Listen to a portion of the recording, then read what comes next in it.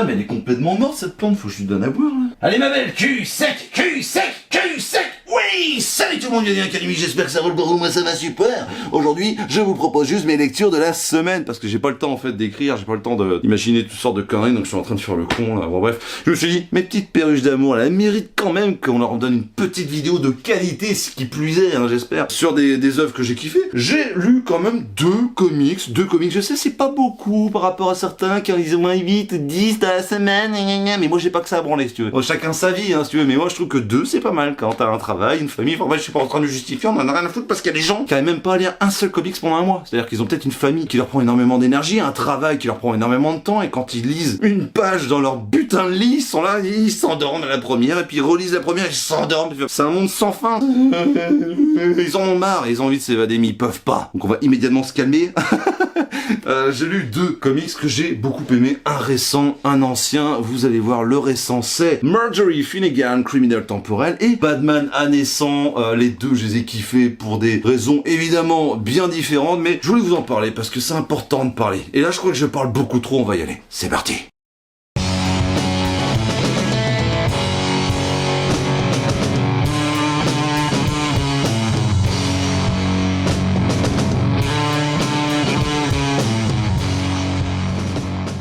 Et on commence immédiatement avec Marjorie Finnegan, criminel temporel, qui est sorti le 9 mars 2023 chez Black River en France, et c'est tout simplement scénarisé par le dieu Garth Ennis et dessiné par Goran Sudzuka, le duo qui avait déjà œuvré sur Walk of Hell, qui est disponible en France chez Black River aussi en 2 tomes. J'avais fait une vidéo qui est pas là, ni là, démerdez-vous. Au pire vous allez vous perdre dans les limbes de la cave du Mills, et c'est colorié par Miroslav Mrva. Alors Mrva, voilà. Moi je vais arrêter avec les coloristes, ils ont toujours des noms à coucher dehors ou à rallonge, hein. Il y a un moment je veux bien être gentil. De quoi ça parle? Eh bien c'est assez simple et compliqué. Marjorie Finnegan, c'est tout simplement une nénette qui est une voleuse temporelle. C'est pas une criminelle, c'est une voleuse, donc elle va pouvoir aller à un temps précis, à un endroit précis pour voler quelque chose. Ça peut être dans le futur ou dans le passé. Donc elle arrive à se balader comme ça sur l'horizontalité temporelle, si je puis dire, et elle est équipée pour le faire. Elle a quelqu'un qui s'occupe de ça aussi dans une planque qui s'appelle Tim, qui n'est ni plus ni moins qu'une tête sans corps. D'ailleurs elle lui a dit que si elle l'aidait, il retrouverait un corps, elle lui trouvera un corps, et tu sens qu'elle en a un peu rien à péter. C'est une anti-héros la meuf, hein. Elle est un peu même énervante à certains moments parce que tu sens qu'elle pense qu'à sa tronche. Elle va faire tellement de merde, je suis obligé de vous le dire parce que sinon je peux rien vous dire du livre, mais c'est dans la première issue. Elle va se faire pourchasser par une sorte de police du temps. Police du temps est incarnée par sa sœur, qui veut la foutre en tôle parce que c'est Marjorie fait un peu de la merde depuis qu'elle est petite. Elle va se donner l'objectif de la foutre en tôle, et puis évidemment ça s'arrêtera pas là. Il va y avoir un mal encore plus grand, donc il va falloir savoir si elles font équipe, si elles y vont de façon individuelle, mais ça reste du Garth Ennis, donc tout est possible. Je vous laisserai découvrir ça. En tout cas, ce que j'en ai pensé, c'est que Garth Ennis nous livre un récit complètement what the fuck. Je sais qu'il y a plein de gens qui n'ont pas aimé, et je peux comprendre parce que c'est aussi bourrin et malsain que Barracuda sur Punisher Max par exemple. C'est aussi irrévérencieux que beaucoup d'œuvres qu'il a l'habitude de faire, et très puéril. En même temps, c'est une critique sur l'être humain, sur la race humaine et sur la politique américaine du temps Trump. Il y a beaucoup de références à des groupes de rock, à des séries télé. C'est très marrant parce que c'est très vulgaire. Moi, j'ai souvent ri jaune, voilà, j'ai souvent ri jaune. J'adore cet humour-là, je n'y peux rien, je l'adore. Le mal suprême que ces deux sœurs vont devoir affronter est complètement incroyable. Il m'a fait penser un peu à The Preacher, donc encore une fois, Garth Ennis. J'ai passé un excellent moment, voilà, tout simplement. Ça crache sur la religion, ça crache sur la politique, ça crache sur toutes les habitudes humaines et des trucs complètement aberrants que l'humanité a créés depuis des années. Chacun pense ce qu'il veut, évidemment, mais moi j'ai pris mon pied à avoir tout ça se faire démonter par Garth Ennis bien soigneusement. J'ai trouvé ça génial, et le dessin, j'aime beaucoup Goran Sudzuka, je trouve que c'est assez efficace, mais ça reste très classique comics quoi, voilà. C'est très classique comics, alors attention je peux pas tout vous montrer sinon je vais me faire strike ma chaîne, mais on est sur du comics pur et dur, c'est un peu comme The World of Hell, c'est très efficace, mais pour moi je trouve que ça casse pas trois pattes à un canard, même si vraiment il y a un travail de recherche, il y a un travail qui est...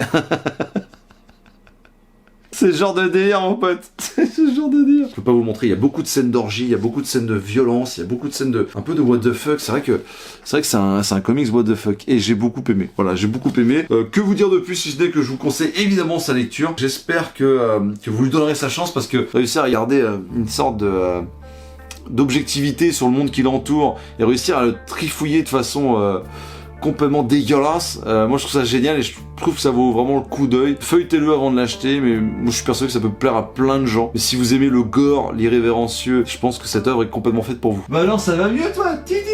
Putain. Oh bah je vais vous parler de Batman à naissant du coup, qui a été scénarisé et dessiné par Paul Pope, sorti en 2006 aux États-Unis, en 2007 chez Panini Comics en France, et en 2016, Urban Comics a réédité cette histoire, donc c'est assez facilement trouvable. Paul Pope, c'est quelqu'un que je connaissais pas du tout, donc j'ai fait des petites recherches. Il a quand même gagné un Eisner Award pour cette mini-série et un Eisner Award pour meilleur scénariste réaliste ou je ne sais quoi. Tout ce que je sais, c'est que maintenant il fait des événements, voilà, enfin il design d'événements, voilà. De quoi ça parle Batman à naissant? Eh bien le plus simple, c'est de lire la quatrième de couverture. Gotham 2039, un agent fédéral assassiné. Les meilleurs agents secrets de Washington traquent le suspect, c'est le chaos total. L'inspecteur Gordon, petit-fils de l'ancien commissaire, mène sa propre enquête et découvre que le coupable est un homme qui ne devrait même pas exister. Batman. Tout est dit mon pote. Comment prendre Batou et le mettre sur un piédestal a raison, et ben lisez Batman à naissant. C'est un hommage absolu pour moi à Année 1 de Mazzucchelli et Frank Miller. C'est une façon de montrer que Batman est immortel. C'est une façon de montrer que Batman est une légende, Batman est un mythe. Vraiment, j'ai adoré, c'est un chef-d'œuvre, c'est une pépite. Faut absolument que vous fassiez ce cadeau si vous n'avez pas passé le pas. Je sais que c'est une œuvre qui est adorée par beaucoup de personnes. J'ai vu 4,7 étoiles sur 5 sur 390 commentaires, un truc de malade, tu vois. Mais vraiment, j'avais jamais voulu sauter le pas, je m'étais pas spoilé et tout. Je me suis dit tiens, peut-être un jour. Et puis là, j'ai chopé sur le bon coin à que dalle. Waouh, c'est un truc de malade. C'est-à-dire que comme dans Année 1, il y aura d'un côté Gordon, d'un côté Batman, mais dans un Gotham futuriste. Mais un Gotham futuriste, attention, poisseux. On est sur du cyberpunk, on est sur du Blade Runner, sur du Matrix. Tu vois ce que je veux dire? On est sur quelque chose de profondément poisseux. Et c'est pas parce qu'on est dans le futur qu'on va tout de suite taper dans la technologie. On est plus sur du spirituel, sur de l'enquête. On est sur une enquête pure et dure en fait. Et réussir à aménager ce côté enquête très humain. Et le côté, il y a les chiens qui ont une caméra dans la rétine, les mecs de la GCPD, de la FD fédéraux, ils sont équipés comme Jaja, il y a des vaisseaux qui volent dans le ciel, on est dans un monde complètement pourri par la corruption et par le fait que tout le monde est expié, tout le monde a un micro-cravate comme aujourd'hui dans la poche. Il y a ce côté très technologique et en même temps très spirituel et très basique. Et je trouve que le mélange est parfait. Bon, bref, l'histoire est incroyable, faut absolument que vous la lisiez. Et je vous parle des dessins, matez-moi ça. Matez-moi ça comme c'est beau. Alors la mise en page, la mise en scène est pas incroyable, mais regardez-moi ça comme c'est beau. Vraiment, surtout le début, là, comment il m'a accroché, mais c'est même pas possible quoi. Regardez-moi ça. Franchement, Paul Pope, le mec dessine aussi bien qu'il scénarise, et je peux t'assurer que c'est un compliment de malade. Regardez-moi ce mélange des couleurs. José Villarrubia, donc José Villarrubia, peut-être. Désolé si j'écorce ton nom, man, mais vraiment, ouais, c'est magnifique. C'est magnifique. Regardez-moi ça, c'est beau. Les onomatopées sont placées au bon endroit, il y a un travail de lettrage qui est complètement fou. Et puis il a un dessin vraiment où les proportions sont pas tout à fait respectées. Et il joue avec ce côté Batman. Alors, il y a de la technologie, mais il joue avec ce côté monstre, très la technologie mise au service du réel. Pour Batman, en tout cas, c'est généreux dans tous les sens du terme quoi. Donc oui, je conseille absolument cette bande dessinée parce qu'elle est monstrueusement bonne. Moi je rêve de lire des trucs comme ça toutes les semaines quoi. On est d'accord, c'est une grosse tuerie, il faut absolument lire ça. Et puis regarde-moi ça, comme on est bien, J'ai lu du Big Two un peu à l'ancienne et de l'indépendant tout nouveau. Et moi c'est comme ça que je consomme mes comics. Dis-le moi dans les commentaires d'ailleurs. Si toi aussi tu fais un coup new, un coup old. Moi c'est ce que je fais.